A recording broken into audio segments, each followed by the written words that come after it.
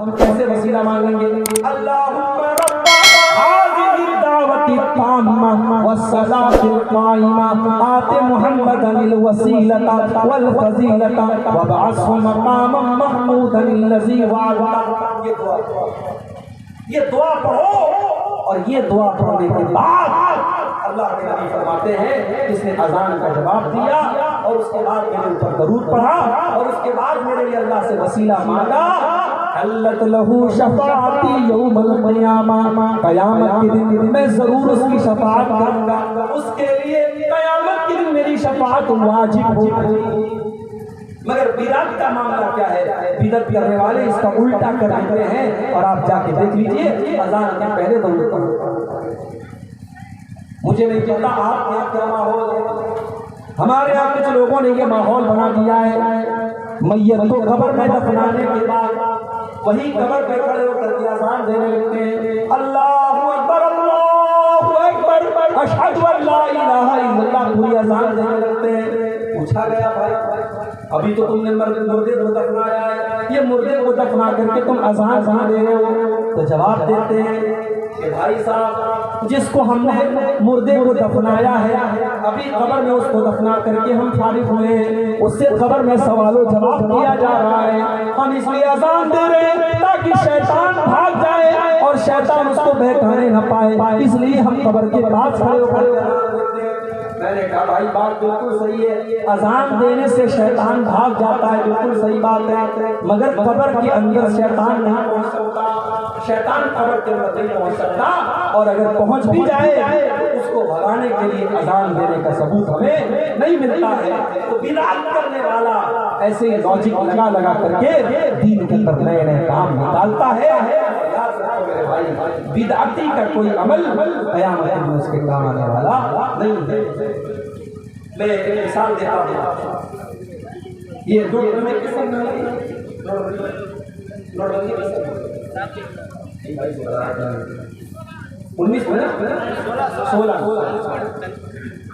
2016 میں نوٹ بندی ہوئی تھی، اور اتفاق سے جس دن نوٹ بندی ہوئی تھی میرا پروگرام کمیشن میں. اب بھائی وہ 1000 کے اور 500 میں جو پرانے والے نوٹ تھے وہ چل رہے تھے. اب مودی جی نے اعلان کر دیا بھائی صاحب پرانے نوٹ سب اتارو گا، نوٹ بندی کا اعلان کر دیا، کہا کیا پرانے جتنے نوٹ ہیں ردی کے ٹکڑے بن گئے. اب آپ ایمانداری سے بتاؤ یہ جو نیا والا نوٹ ہے 500 والا، اگر آپ کمپیریزن کرو تو پرانا والا نوٹ زیادہ اچھا ہے، پرانے والے نوٹ کا کاغذ بھی زیادہ اچھا ہے، نئے والے نوٹ کا کاغذ بھی کمزور ہے، کلر بھی اتر جاتا ہے. مگر اگر انڈین گورنمنٹ نے یہ اعلان کیا پرانا نوٹ نہیں چلے گا تو آج آپ کے پاس 1 کروڑ روپیہ بھی اگر پرانے نوٹ والا ہے آپ اس کو مارکیٹ میں لے کے جائیں گے 100 روپے کی چیز بھی آپ کو نہیں ملے. 1 کروڑ روپے کا بھی نوٹ ہے اس کی کوئی ویلیو نہیں. یہی معاملہ میرے بھائیوں دین کا ہے. دین کے اندر جس عمل کے اوپر جناب محمد رسول اللہ صلی اللہ علیہ وسلم کی مہر لگی ہے وہی عمل اللہ تعالیٰ کے قبول ہوگا، اور اگر اس عمل کے اوپر اللہ کے نبی کی مہر نہیں لگی ہے تو وہ عمل دیکھنے میں چاہے جتنا بھی اچھا کیوں نہ لگ رہا ہو اللہ تعالیٰ کے اس عمل کی کوئی ضرورت نہیں. ہم جمعہ کی نماز پڑھتے ہیں، جمعہ کی نماز میں امام صاحب دوسری رکعت میں سورہ غاشیہ پڑھتے ہیں، حل اتاک حدیث الغاشیہ وجوہ یومئذ خاشیہ عاملۃ ناصبہ تصلی نارا حامیہ. وہ لوگوں قیامت کے دن کچھ لوگ آئیں گے عاملۃ ناصبہ جو عمل کر کر کے تھک گئے ہوں گے، بہت عمل کیا ہوگا، بہت نماز پڑھی ہوگی، بہت روزہ رکھا ہوگا، عاملۃ ناصبہ عمل کر کر کے وہ تھک چکے ہوں گے، تصلی نارا حامیہ لیکن وہ بھڑکتی ہوئی جہنم کی آگ میں ڈالے جائیں. تو بدعتی کا انجام بہت برا ہے. اس لیے اپنے آپ کو بدعت سے بچاؤ، دین کے اندر وہی کام کرو جس کام کے اوپر اللہ کی اور اس کے رسول کی مہر لگی ہو، اس کے علاوہ اور آگے ہماری نیکیوں کو برباد کر دینے والی چوتھی چیز، اگر ہم نماز کی پابندی نہیں کرتے، نماز کو چھوڑ دیتے ہیں، رات بھر آپ نے جلسہ سنا صبح فجر کی اذان ہو رہی ہے، الصلاۃ خیر من النوم کی صدائیں بلند ہو رہی ہیں اور آپ آرام سے سوئے پڑے ہیں، آپ نے فجر کی نماز چھوڑ دی۔ یاد رکھو میرے بھائی، نماز کا چھوڑنا بھی یہ بہت بڑا گناہ ہے اور اس سے بھی ہماری نیکیاں برباد ہو جائیں گی۔ اللہ کے نبی فرماتے ہیں اول ما یحاسب به العبد یوم القیامۃ صلاۃ، قیامت کے دن بندے سے پہلا حساب اس کی نماز کے بارے میں کیا جائے گا۔ فَإِن صَلُحَتْ، اگر نماز کا معاملہ صحیح ہے، اگر نماز صحیح ہے تو سارا عمل صحیح ہے، اور اگر نماز کا معاملہ گڑبڑ ہے تو سارا معاملہ گڑبڑ ہے۔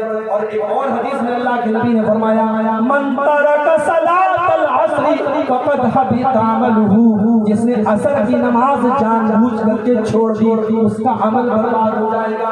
جب ایک ٹائم کی نماز جان بوجھ کر کے چھوڑنے والے کا عمل برباد ہو جائے گا، ہمارے کتنے بھائی ایسے ہیں جو ایک ٹائم کی نماز نہیں پڑھتے، جن کی زندگی میں نماز کے لیے کوئی مقام نہیں۔ سوچو شیخ عبدالعزیز ابن باز سے پوچھا گیا، بیوی نماز پڑھتی ہے شوہر نماز نہیں پڑھتا، بیوی نماز پڑھتی ہے شوہر نماز نہیں پڑھتا، ایک ٹائم کی نماز نہیں پڑھتا، شوہر کیا ہوگا؟ شیخ ابن باز کا فتویٰ موجود ہے، جائیے انٹرنیٹ پر آپ بھی دیکھ لیجئے۔ شیخ ابن باز کہتے ہیں اگر بیوی نمازی ہے اور شوہر بے نمازی ہے تو نکاح ختم کر دیا جائے گا، نکاح ختم کر دیا جائے گا اور اس مسلمان عورت کو اس بے نمازی کے ساتھ نہیں رکھا جائے گا، کیونکہ نماز نہ پڑھنے والا کافر ہے، نماز کو جان بوجھ کر کے چھوڑنے والا کافر ہے۔ یہ سعودی عرب کے بہت بڑے مفتی کا فتویٰ ہے۔ چلو ٹھیک ہے، ہم اتنی سخت بات نہیں کہتے، ہم کہتے ہیں نماز چھوڑنے والا کافر نہیں ہے اگر وہ نماز کو فرض مانتا ہے، نماز کو ضروری مانتا ہے، اگر لاپرواہی کی وجہ سے وہ نماز نہیں پڑھتا ہے، کافر تو نہیں ہے۔ بھائیو گنہگار تو ہے اور بہت بڑا گنہگار ہے، اور آج افسوس کی بات یہ ہے ہم دعویٰ یہ کرتے ہیں کہ ہم نبی کے چاہنے والے ہیں، ہم نبی سے محبت کرنے والے ہیں، نبی کے لیے جان دے دیں گے۔ ارے تم کیا نبی کے لیے جان دو گے؟ تم کیا نبی سے محبت کرو گے؟ تمہیں نبی سے محبت ہوتی تو تم نماز نہ چھوڑتے۔ میرے نبی کو نماز سے بہت پیار تھا، اللہ کے نبی کہا کرتے تھے جعلت قرۃ عینی فی الصلاۃ، نماز میری آنکھوں کی ٹھنڈک ہے، میری نماز میری آنکھوں کی ٹھنڈک ہے۔ اور اپنی وفات کے پہلے، اپنے انتقال کے پہلے اللہ کے نبی دنیا سے یہ کہہ کر گئے الصلاۃ الصلاۃ وما ملکت ایمانکم، وہ لوگوں نماز کی پابندی کرتے رہنا، نماز کا خیال کرتے رہنا، نماز جان بوجھ کر کے کبھی مت چھوڑ۔ تو نماز چھوڑنے والا بھی بہت بڑا گنہگار ہے اور وہ اپنی نیکیوں کو خطرے میں ڈال رہا ہے، اس بات کا ڈر ہے کہ اس کی نیکیاں برباد ہو۔ اور آگے 11 چیزیں میں بیان کر کے بات کرنا چاہوں گا، 4 چیزیں۔ نمبر 5 ہماری نیکیوں کو برباد کر دینے والی 5ویں چیز حقوق العباد میں کوتاہی۔ اگر آپ نے کسی کا حق مارا ہوگا، کسی کی زمین پر ناجائز قبضہ کیا ہوگا، کسی کا مال ناجائز طریقے سے ہڑپ لیا ہوگا، اللہ کے نبی فرماتے ہیں کہ میری امت میں سب سے غریب آدمی، سب سے فقیر آدمی، سب سے مفلس آدمی وہ ہوگا جو قیامت کے دن نماز لے کر کے آئے گا، روزہ لے کر کے آئے گا، زکات لے کر کے آئے گا، حج لے کر کے آئے گا، بہت ساری نیکیاں لے کر کے آئے گا۔ وَيَأْتِي قَدْ شَتَمَ هَذَا وَقَذَفَ هَذَا وَأَكَلَ مَالَ هَذَا، لیکن کسی کو گالی دی ہوگی، کسی کا حق مارا ہوگا، کسی کا مال ہڑپا ہوگا، کسی کی زمین پر قبضہ کیا ہوگا، اس کی ساری نیکیاں اس کے ان تمام حقداروں کو دے دی جائے گی جن کا اس نے حق مارا تھا۔ اور جب اس کی نیکیاں ختم ہو جائیں گی، اللہ کے نبی فرماتے ہیں حقداروں کے گناہ اس کے اوپر لاد دیے جائیں گے، اور جو دنیا سے نیکی لے کر کے گیا تھا اس کے اوپر دوسروں کے گناہ لاد دیے جائیں گے اور وہ جہنم کے اندر پھینک دیا جائے گا۔ میرے بھائیوں بڑا خطرناک مسئلہ ہے حقوق العباد کا، کسی کا حق مت مارنا، کسی کا حق مت مارنا۔ دنیا کی عدالت میں ہو سکتا ہے آپ کیس جیت جائیں، وکیل کو خرید لیں، جج کو خرید لیں، پولیس والوں کو خرید لیں، ہو سکتا ہے دنیا میں آپ بے ایمانی کریں، مگر کان کھول کر سنو، اللہ کی عدالت میں کوئی بے ایمانی نہیں کر سکتا، اللہ کی عدالت میں کوئی رشوت نہیں چلے گی، اللہ کے فرشتے رشوت نہیں لیتے۔ اللہ کے نبی فرماتے ہیں من بانت عنده مظلمۃ الیقین، اگر اپنے بھائی پر ظلم کیا ہے تو دنیا میں اس سے چھٹکارا پالو، ورنہ آخرت کی کرنسی روپیہ پیسہ نہیں ہوگی، آخرت کی کرنسی تمہاری نیکیاں اور تمہارے گناہ ہوں گے۔ اگر تم نے دنیا والوں کا حق مارا ہوگا تمہاری نیکیاں ان کو دے دی جائیں گی اور ان کے گناہ تمہارے اوپر لاد دیے جائیں گے۔ اس لیے میرے بھائیوں حقوق العباد کے معاملے میں بہت ہو گیا ہے۔ آج بھائی بھائی کا حق مار رہا ہے، آج کتنے باپ ہیں اپنی اولاد کا حق مار رہا ہے، کتنے باپ ہیں اپنی بیٹیوں کو، کتنے بھائی ہیں اپنی بہنوں کو جائیداد میں وراثت میں محروم کر دیتے ہیں، ساری جائیداد بیٹوں کے نام لکھ دیتے ہیں تاکہ بیٹی وارثہ ہو جائے۔ کتنے بھائی ہیں اپنی بہنوں کا حصہ اور حق کھا جاتے ہیں۔ بہت خطرناک ہے، اگر آپ نے کسی کا حق مارا ہوگا کل قیامت میں آپ کو جواب دینا پڑے گا اور آپ کی نیکیاں برباد ہو جائیں گی اور آپ کے ذمے اس انسان کی گناہ ڈالیں گے۔ 5 چیزیں ہوں گی۔ نمبر 6 شراب پینا، یہ بھی بہت بڑا گناہ ہے۔ شراب پینے والے کی نماز بھی قبول نہیں ہوتی ہے۔ اللہ کے نبی فرماتے ہیں من شرب الخمر لا تقبل له صلاة 40 صباحا، جو شراب پیتا ہے اس کی 40 دن کی نماز قبول نہیں ہوگی۔ شراب پینے والے کی 40 دن تک کی نماز قبول نہیں ہوگی جب تک وہ اللہ تعالیٰ سے سچی توبہ نہ کرے، اس کی 40 دن تک کی نماز قبول نہیں ہوگی۔ کتنا بڑا گناہ ہے شراب پینا۔ آج مسلمان بڑے شوق سے شراب پینا، شراب کے اڈوں پہ چلے جاؤ آپ کو مسلمان زیادہ نظر آ جائیں گے۔ میرے بھائیوں شراب سے بچو، نشے سے بچو، یہ نشہ آپ کی نمازوں کے لیے، آپ کی عبادت کے لیے بہت گھاتک ہے۔ شرابی کی 40 دن کی نماز قبول نہیں ہوتی، اور جب انسان شراب پیتا ہے جب نشے کی حالت میں ہوتا ہے وہ اپنی ماں کو ماں نہیں سمجھتا، اپنی بہن کو بہن نہیں سمجھتا، وہ اپنی ماں کے ساتھ کیا کر دے، بہن کے ساتھ کیا کر دے، کوئی گارنٹی نہیں ہے۔ اسی لیے حضرت عثمان غنی کہتے ہیں کہ الخمر ام الخبائث، شراب تمام گندگیوں کی جڑ ہے، تمام برائیوں کی ماں ہے، اس لیے شراب۔ تو یہ چھٹی چیز ہے کہ ہم شراب۔ 7ویں چیز ہماری نیکیوں کو نشٹ کر دینے والی، ہماری نیکیوں کو برباد کر دینے والی، ہماری نیکیوں کو ختم کر دینے والی 7ویں چیز بیوی کا شوہر کا حق ادا نہ کرنا۔ شادی ہو گئی، اب بیوی شوہر کا حق ادا نہیں کر رہی ہے، اس کا انجام کیا ہوگا؟ آئیے میں حدیث آپ کو سناتا ہوں۔ اللہ کے نبی فرماتے ہیں ثلاثۃ لا يقبل اللہ صلاتهم، 3 لوگ ایسے ہیں جن کی نماز اللہ تعالیٰ قبول نہیں کرتا ہے۔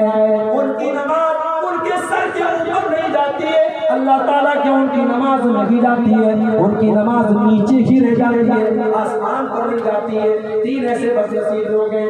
نمبر 1 رجل عم القوم وهم له كارهون، ایک وہ انسان جو نماز پڑھا رہا ہے جبکہ لوگ اس کو امام بنانا نہیں چاہتے، لوگ اس کی امامت کو پسند نہیں کرتے، زبردستی امام۔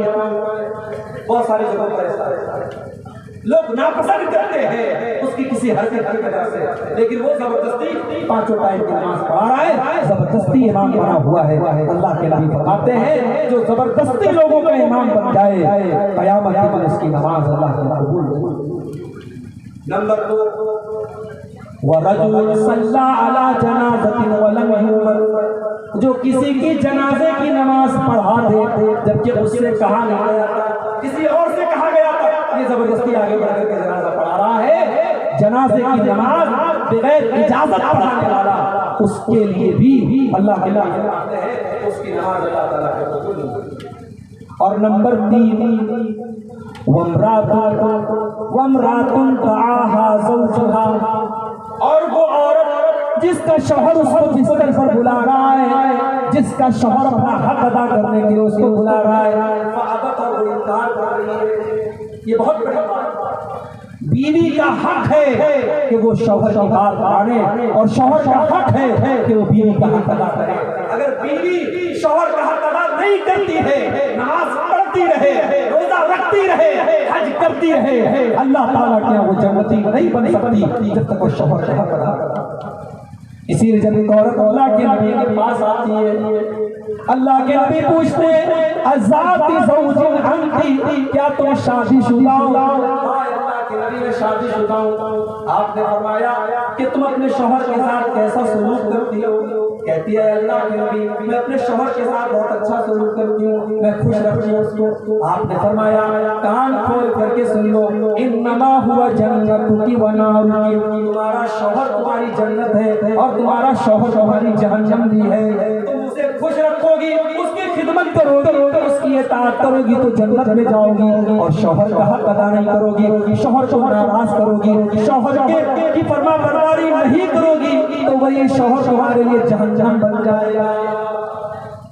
آج بہت ساری عورتیں جلسے میں جاتی ہیں, تقریر سنتی ہیں رات میں, مگر شوہر سے ڈھنگ سے بات نہیں کرتی, شوہر سے سیدھے منہ بات نہیں کرتی ہے. میری ماں اور بہنوں, آپ کی نماز, آپ کی دینداری بیکار ہے اگر آپ کا شوہر آپ کو خوش نہیں ہے, اگر آپ اپنے شوہر کو خوش نہیں رکھتی ہے اور اس کا حق ادا کرتی ہے. اور آگے بڑھیں. نمبر 7, ساتویں چیز جو ہماری نیکیوں کو برباد کر دینے والی ہے, عورت کا خوشبو لگا کر کے گھر کے باہر نکلنا. اللہ کے نبی فرماتے ہیں لا يقبل اللہ صلاۃ امرأۃ تتطیب لہذا المسجد, جو عورت مسجد میں خوشبو لگا کر کے آتی ہے, بڑے غور سے سننا میرے بھائیوں, میری ماں بہنوں, اگر پنڈال کے اندر آپ میری باتوں کو سن رہی ہیں تو آپ بھی غور سے سننا. جو عورت مسجد میں نماز پڑھنے کے لیے آ رہی ہے, اللہ کے نبی اس کے بارے میں فرما رہے ہیں, جو عورت خوشبو لگا کر کے آتی ہے مسجد میں نماز پڑھنے کے لیے, اس کی نماز اللہ تعالیٰ قبول نہیں کرے گا. حتی ترجع فتغتسل غسلھا للجنابہ, جب تک کہ وہ گھر جا کر کے غسل نہ کر لے. کون سا غسل؟ جو غسل جنابت ہوتا ہے, جب عورت ناپاک ہو جاتی ہے, ناپاک ہونے کے بعد جو وہ غسل کرتی ہے سر سے پیر تک نہاتی ہے, جب تک وہ غسل نہیں کر لے گی خوشبو لگانے والی عورت, تب تک اس کی نماز اللہ تعالیٰ قبول نہیں کرے گا. جب نماز کے لیے آنے والی عورت خوشبو نہیں لگاتی تو جلسے کے لیے آنے والی عورت خوشبو کیسے لگاتی؟ عقیقہ اور شادی کی دعوت میں جانے والی عورت دنیا بھر کے پرفیوم اور خوشبو لگا کر کیوں جاتا ہے؟ اگر نماز کے لیے آنا حرام ہے تو جلسے میں بھی خوشبو لگا کر کے آنا حرام ہے. مجھے افسوس ہوتا ہے آپ کے علاقے میں, مجھے لوگوں نے بتایا کہ کہیں پر جلسہ ہوا تھا, بہت بڑا جلسہ ہوا تھا, لاکھوں کا خرچ ہوا تھا, مگر جلسے میں مانوس چھلونا آدمی نہیں تھے. میں نے پوچھا کیوں نہیں تھے؟ بولے عورتوں کا انتظام نہیں تھا تو مرد حضرات نہیں آئے. پتہ یہ لگا کہ جلسے میں مردوں کی اور نوجوانوں کی بڑی تعداد اس لیے آ رہی ہے کیونکہ عورتوں کا جمگٹ ہوتا ہے. جوان لڑکیاں ہیں, خوبصورت کپڑے پہن کر کے, سج کر کے, سنور کر کے, جویلری وغیرہ پہن کر کے اور میک اپ کر کے آ رہی ہیں, اور دکانیں لگی ہیں, سڑکوں پر نوجوان لڑکے بھی ٹہل رہے ہیں, لڑکیاں بھی ٹہل رہی ہیں. میرے بھائیوں, یہ منظر بڑا نامناسب ہے, یہ چیز بڑی نامناسب ہے. اللہ کے نبی فرما رہے ہیں جو عورت نماز کے لیے آ رہی ہے خوشبو لگا کر, اس کی نماز اللہ تعالیٰ قبول نہیں کرے گا. جو عورت جلسے میں آتی ہے, اپنی بہنوں سے کہنا چاہوں گا سمپل ڈریس میں آؤ, سادہ کپڑے میں آؤ, خوشبو کے بغیر آؤ, اور پردے کے اندر آؤ, اور تقریر سن کر کے واپس اپنے گھر چلی جاؤ. جلسوں کو تماشا مت بناؤ میرے بھائیوں. جلسوں آج کتنے جلسے ہیں مجھے لوگ بتاتے ہیں مولوی صاحب آج جلسے میں ایک لڑکا لڑکی پکڑے گئے, آج جلسے میں ایک لڑکا لڑکی رنگ رنگیاں کرتے ہوئے اور آپس میں ایک دوسرے سے ملتے ہوئے پکڑے گئے. مجھے یہ خبریں سن کر کے اللہ کی قسم بڑا افسوس ہوتا ہے. یہ جلسہ ہے میرے بھائی, یہ دین کا پروگرام ہے. آج آپ کے سیمان سلسلے میں ان جلسوں کی کیا شکل بنا دی گئی، ہمیں اس پر بھی غور کرنا چاہیے، ہمیں اپنے جلسوں کی بھی اصلاح کرنی چاہیے۔ ہم اپنے گھر کی عورتوں کو اگر جلسے میں لاتے ہیں تو سختی کر کے لائیں، جلسے میں جانا ہے مگر سمپل طریقے سے جانا ہے۔ اپنی جوان لڑکیوں کو آپ تاکید کر دیں، دیکھو ہمیں سادہ طریقے سے جانا ہے، سج کر کے سمر کر کے میک اپ کر کے خوشبو لگا کر کے نہیں جانا ہے۔ جب مسجد میں نماز پڑھنے کے لیے جانا حرام ہے تو جلسے میں بھی سج سمر کر کے آنا کسی اور کو جائز نہیں ہے۔ اور آگے بڑھیں تو خوشبو لگا کر جو عورت آتی ہے اس کا معاملہ بھی آپ نے سن۔ اسی طریقے سے میرے بھائیوں نیکیوں کو برباد کر دینے والی ایک اور وہ چیز یہ ہے کہ انسان اکیلے تنہائی میں جہاں کوئی دیکھنے والا وہاں وہ گناہ کرے، وہ ناجائز کام کرے، وہ حرام کام کرے۔ اکیلے اور تنہائی میں کیے جانے والے گناہ بھی انسان کی نیکیوں کو برباد کر دیتے ہیں۔ اور میں جو حدیث سنانے جا رہا ہوں آپ اس حدیث کو بڑے غور سے سنیے گا۔ اور آپ کے ہاتھوں میں موبائل ہے، آپ سب کے ہاتھوں میں موبائل ہے، میں جانتا ہوں آج 3 سال کے بچے سے لے کر 70 سال کے بوڑھے کے ہاتھ میں موبائل اور اسمارٹ فون ہے۔ موبائل چلانے والے اس حدیث کو غور سے سنیں۔ موبائل چلانے والی ہماری نوجوان بہنیں، ہماری قوم کی لڑکیاں بھی اس حدیث کو غور سے سنیں، ہمارے نوجوان بھائی بھی سنیں۔ حدیث کے راوی کون ہے؟ حضرت ثوبان رضی اللہ عنہ۔ حضرت ثوبان کہتے ہیں اللہ کے نبی نے فرمایا لَأَعْلَمَنَّ أَقْوَامًا مِّنْ أُمَّتِي يَأْتُونَ يَوْمَ الْقِيَامَةِ، میں اپنی امت کے کچھ ایسے لوگوں کو جانتا ہوں جو قیامت کے دن آئیں گے، پہاڑوں کے برابر نیکیاں لے کر کے آئیں گے، پہاڑوں کے برابر نیکیاں لے کر کے آئیں گے، فَيَجْعَلُهَا اللَّهُ عَزَّ وَجَلَّ هَبَاءً مَنْثُورًا، لیکن اللہ تعالیٰ ان کی نیکیوں کو برباد کر دے گا، ان کی نیکیوں کو اللہ تعالیٰ کی کوئی گنتی نہیں ہوگی۔ صحابہ نے پوچھا اے اللہ کے نبی وہ کون سے بد نصیب لوگ ہوں گے جو پہاڑوں کے برابر نیکیاں لے کر کے آئیں گے مگر ان کی نیکیاں برباد ہو جائیں گی؟ آپ نے فرمایا وہ لوگوں وہ تمہارے بھائی ہوں گے، وہ تمہارے جیسے لوگ ہوں گے، بس ایک بات کی کمی ہوگی، وہ نماز بھی پڑھیں گے، وہ راتوں کو عبادت بھی کریں گے، وَلَكِنَّهُمْ إِذَا خَلَوْا بِمَحَارِمِ اللَّهِ انتهكوها۔ بس ایک بات کی کمی ہوگی، بس ایک بات کی کمی ہوگی، جب وہ اکیلے میں ہوں گے، جب وہ تنہائی میں ہوں گے، وہ اپنے ماں باپ کو حرام کام کریں گے، وہ ناجائز کام کریں گے، وہ اللہ کو ناراض کرنے والے کام کریں گے، وہ پبلک کے سامنے تو نہیں کریں گے، وہ ماں باپ کے سامنے تو نہیں کریں گے، لیکن جب بند کمرہ ہوگا، بیڈ روم میں اکیلے سو رہے اور ہاتھ میں موبائل کی اسکرین ہے، اب موبائل کے اوپر وہ کیا دیکھ رہے ہیں یہ وہ جانتے ہیں، موبائل جانتا ہے اور اللہ جانتا ہے۔ وَلَكِنَّهُمْ إِذَا خَلَوْا بِمَحَارِمِ اللَّهِ انتهكوها، ان کی تنہائی گناہوں سے بھری ہے۔ کتنے علماء ہیں، کتنے قرآن کے حافظ ہیں، کتنے حاجی ہیں، کتنے 70 سال کے بوڑھے ہیں جو آج موبائل پر گندی چیزیں دیکھ رہے ہیں۔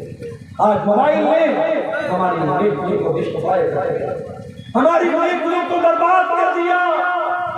اور ایک بات کان کھول کر ہو سکتا ہے ہم موبائل سے زیادہ ڈاٹا کلیئر کریں، ہو سکتا ہے ہمارے یہ چینل والے، ہمیں ایک بھائی نے بتایا کہ آپ نے تھوڑی سی سختی کی ہے تو کچھ چینل والوں نے اپنے چینل کا نام بدل دیا ہے تاکہ آپ پکڑ نہ سکیں، گندے تھمبنیل تو نہیں ہٹے، نام بدل دیا۔ آج ہو سکتا ہے یہ 420 کر کے دنیا والوں کی نظروں میں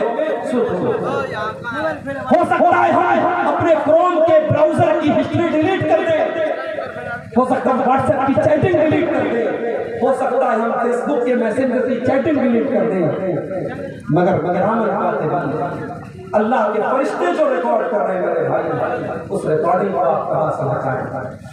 وَإِنَّ عَلَيْكُمْ لَحَافِظِينَ كِرَامًا كَاتِبِينَ يَعْلَمُونَ مَا تَفْعَلُونَ، ہمارے کرامن کاتبین، ہمارے فرشتے تمہاری ایک ایک ایکٹیویٹی کو ریکارڈ کر رہے ہیں، ایک ایک حرکت کو نوٹ کر رہے ہیں۔ فرشتوں کا لکھا کیسے مٹاؤ گے میرے بھائی؟ فرشتے تو ایک ایک حرکت کو لکھو۔ اس لیے خبردار ہو جاؤ اور اپنی تنہائی پر نہ ہو. تنہائی میں کیے جانے والے گناہ ہماری نیکیوں کو کھا جائے. اسی طریقے سے ایک اور چیز ہے جو ہماری نیکیوں کو برباد کر دیتی ہے، اور وہ کیا ہے؟ رشتہ دار سے رشتہ کاٹنا. رشتہ دار سے رشتہ کاٹنے والے کی نیکیاں بھی برباد ہو جائیں گی. اللہ کے نبی فرماتے ہیں لا يدخل الجنت قاطع رحم، رشتہ کاٹنے والا جنت میں نہیں جائے گا.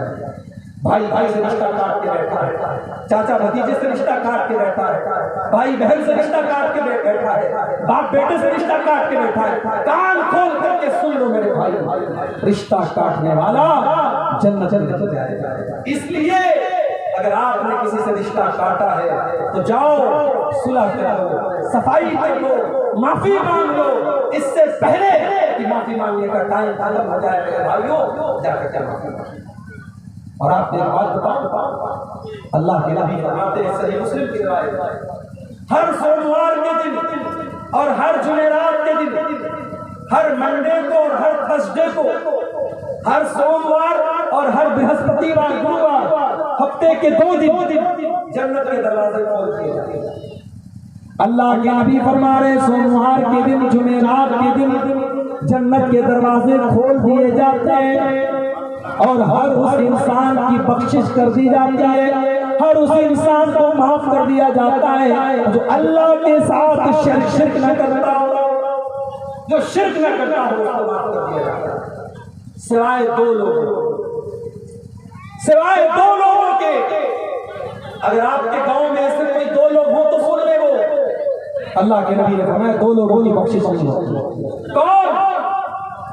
جن کے درمیان آپس میں کینہ کپٹ، جن کے درمیان آپس میں دشمنی ہو، کینہ ہو، ان کی بخشش نہیں ہوتی ہے. نہ سوموار کے دن ہوتی ہے، نہ جمعرات کے دن ہوتی ہے. اللہ فرشتوں سے کہتا ہے انظروا ھذین حتی یصطلحا، انظروا ھذین حتی یصطلحا، اے میرے فرشتوں ان کے اوپر نظر رکھو. اگر یہ صلح کر لیں، اگر یہ میل ملاپ کر لیں تب تو ان کو جنت میں ڈالنا ہے، تب تو ان کی بخشش کرنا ہے. اور اگر یہ آپس میں جھگڑا رکھیں گے، اگر آپس میں یہ لڑتے رہیں گے تو پھر ان کی بخشش نہیں ہوگی. میرے بھائیوں، آپس میں کینوں کو ختم کرو، دشمنیوں کو ختم کر دو. ضروری نہیں ہے کہ جب آپ صحیح ہو تبھی ختم کرو، جب آپ غلط ہو تبھی ختم کریں. آپ صحیح ہیں، سامنے والا غلط ہے، آپ کو پتا ہے وہ غلط ہے، مگر جھگڑا ختم کرنے کے لیے اگر آپ کیس کو ختم کر دیں، جھگڑے کو ختم کر دیں اور معاملے کو ختم کر دیں، اللہ کے نبی فرماتے ہیں گارنٹی لیتا ہوں جنت کے بیچوں بیچ مکان کی اس انسان کے لیے جو حق پر رہنے کے بعد بھی جھگڑا چھوڑ دے. تو میرے بھائیوں، یہ چند چیزیں تھی جو میں نے آپ کے سامنے بیان کیا. یہ وہ گناہ ہیں کہ اگر ہم ان سے بچیں گے تو انشاءاللہ ہماری نیکیاں سیف رہیں گی، اور اگر ہم ان گناہوں سے نہیں بچے تو ہماری نیکیاں ڈسٹرائے ہو جائیں گی، ہماری نیکیاں برباد ہو جائیں گی. یہ چند سوالات آئے ہیں، ان کو دیکھ لیتے ہیں. ایک سوال آیا ہے کہ ایک ہی گناہ بار بار کر رہے ہیں، گناہ کے بعد شرمندہ ہوتے ہیں لیکن پھر وہ گناہ ہو جاتے ہیں، اس کا سولوشن کیا، اس کا طریقہ؟ دیکھیے، گناہ اگر آپ کر رہے ہیں اور آپ کو یہ احساس ہے کہ آپ گناہ کر رہے ہیں، بہت غور سے سنیے، اگر گناہ کے بعد یہ احساس ہے کہ ہم گناہ کر رہے ہیں، یہ احساس بھی بہت بڑی نعمت ہے. یہ احساس بھی بہت بڑی نعمت ہے. اگر گناہ کے بعد انسان کو شرمندگی ہو رہی ہے کہ میں گناہ کر رہا ہوں، یہ بہت بڑی نعمت ہے. اس کا مطلب کہ انسان ابھی صحیح راستے پر ہے، ابھی ٹریک پر ہے، ابھی واپس آ رہا ہے. تو جب بھی آپ کو یہ احساس ہو، آپ توبہ کریں. اب جب آپ توبہ کریں گے تو توبہ کے اندر 3 چیزیں ہونا ضروری ہے. توبہ کا مطلب کیا ہوتا ہے؟ آپ گاڑی چلا رہے ہیں، گاڑی کو موڑ لینا، گاڑی کو یو ٹرن لے لینا، یہ توبہ ہے. توبہ کا مطلب کیا ہے؟ آپ غلط راستے پہ جا رہے تھے، اب آپ سیدھے راستے پہ چلے، واپس چلے، اپنے راستے پہ واپس چلے. تو توبہ کے اندر 3 شرطیں. پہلی شرط، انسان کو اپنے غلط کام پر شرم آئے، شرمندگی ہو. دوسری شرط اس گناہ کو فوراً چھوڑ دے، اور تیسری شرط آئندہ اس گناہ کو پکا نہ کرنے کا پکا ارادہ کرے۔ آپ کمٹمنٹ کیجیے اللہ تعالیٰ، جب آپ توبہ کیجیے نا تو کمٹمنٹ کیجیے۔ جیسے ہمارے بہت سارے نوجوان لڑکے ہوتے ہیں وہ ماسٹربیشن اپنے ہاتھوں سے زنا کرتے ہیں، اور ایک بڑی تعداد میں ہمارے نوجوان لڑکے اس گندگی کو مبتلا ہیں۔ اور ڈاکٹروں کی بات تو میں نہیں جانتا، لیکن حکیموں کا کہنا ہے کہ یہ نوجوان لڑکوں کی شادی شدہ زندگی کے لیے یہ چیز بڑی خطرناک ہے۔ جو لڑکے اس بیماری میں مبتلا ہوتے ہیں، آگے جب شادی ہوتی ہے ان کی شادی شدہ زندگی برباد ہو جاتی ہے۔ تو اگر کوئی نوجوان ہمارا بھائی اس گندگی میں پڑا ہوا ہے، میں بڑے درد کے ساتھ اس سے کہتا ہوں، تم رات میں اٹھو اور وضو کر کے تہجد کی نماز پڑھو، اور تہجد کی نماز پڑھ کے اللہ کی بارگاہ میں گر گڑا کے دعا کرو کہ اللہ یہ گندی عادت مجھے چھوڑا دو۔ اور اگر یہ گندی عادت آپ کو موبائل کی وجہ سے ہو رہی ہے، آپ قسم کھا لیجیے کہ میں رات میں عشاء کے بعد موبائل نہیں چلاؤں گا۔ آپ قسم کھا لیجیے کہ میں رات میں انٹرنیٹ استعمال نہیں کروں گا۔ جب تک آپ ایسا کوئی کمٹمنٹ نہیں کریں گے، آپ برائی پر کنٹرول نہیں پا سکتے۔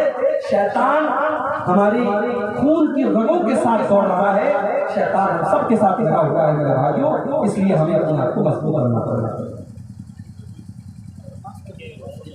ایک سوال یہ آیا ہے کہ ممبر جو ہے وہ پتھر کا ہونا چاہیے یا لکڑی کا؟ جیسے بہت ساری مسجدوں میں پتھر کا ممبر ہے، جیسے جامعہ سلفیہ اور جامعہ امام ابن تیمیہ میں، تو ممبر جو ہے وہ وہاں پہ پتھر کا بنا ہوا ہے۔ دیکھیے اللہ کے رسول صلی اللہ علیہ وسلم کے زمانے میں پہلے جب آپ خطبہ دیتے تھے تو لکڑی کے تنے پر، اور بعد میں عورت نے اللہ کے نبی سے خواہش ظاہر کی کہ میں چاہتی ہوں کہ آپ اس لکڑی کے تنے کے بجائے ممبر اور اس نے اس کا لڑکا جو بڑھئی کا کام کرتا تھا، کارپینٹر تھا، اپنے بیٹے سے کہہ کے اس نے خوبصورت لکڑی کا ممبر بنوایا۔